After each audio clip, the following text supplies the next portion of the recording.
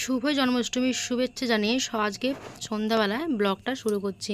তো সন্ধ্যা থেকে প্রচুর বৃষ্টি হচ্ছে, একটু বৃষ্টিটা থেমে যেতেই বেরিয়ে পড়েছি। আর যে জায়গাটায় যাচ্ছি সেটা হচ্ছে একটা আশ্রম, রাধাকৃষ্ণের আশ্রম। তো শ্মশান কালীমাও সেখানে আছে। আর দেখুন এখানটা এত জল জমে গিয়েছে, মানে কি বলবো, এই এতটাই জল। আর সবাই এই জলের উপর দিয়েই যাচ্ছে। তো দেখছেন কতটা জল। আর যেতে তো গেলে ঠাকুর তো আর কাছে আসবে না, ঠাকুরের কাছে আমাদেরকে পৌঁছাতে হবে।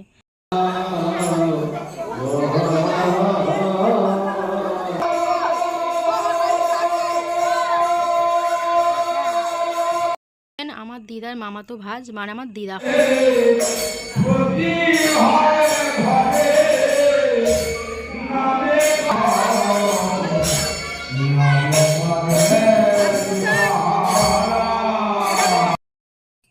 ইনি হলেন আমাদের ঠাকুরমশাই।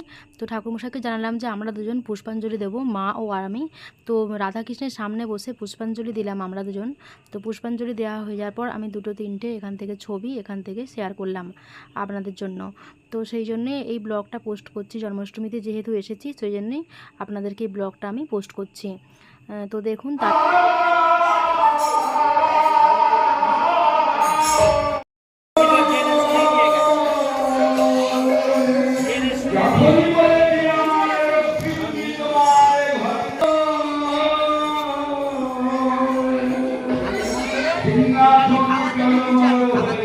খাওয়াটা ঢুকে গেছে দেখি তাপস টাকা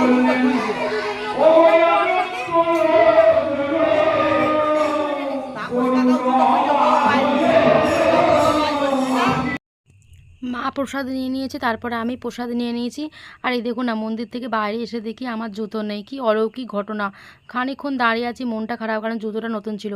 আবার ঘন্টাখানেক পর দেখি জুতো এসে গেছে।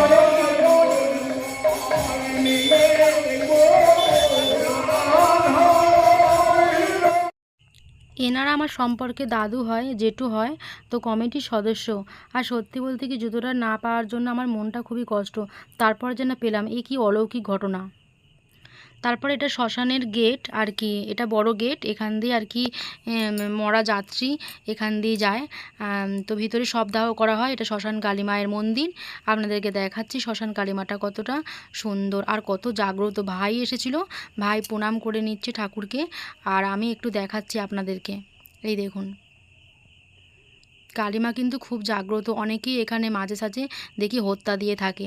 আর একটা বাদ্যযন্ত্র আপনাদেরকে দেখালাম। তারপর আমি চলে এসেছি আর একটা আশ্রমে।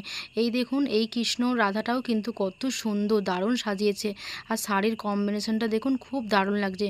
আর ছোট্ট ছোট্ট গোপু সোনাকেও অনেকে রেখে গিয়েছে, এখানে বসে আছে, আরাধনা করছে। তারপরে এখানে অভিষেক হবে, সেটা শুনবে সবাই, সেই জন্যেই বসে আছে। আমরা তিনজনে বাড়ি ফিরছি। আর ব্লগটা কেমন লাগলো অবশ্যই জানাবেন। ভালো লাগলে প্রচুর প্রচুর শেয়ার করে পাশে থাকবেন।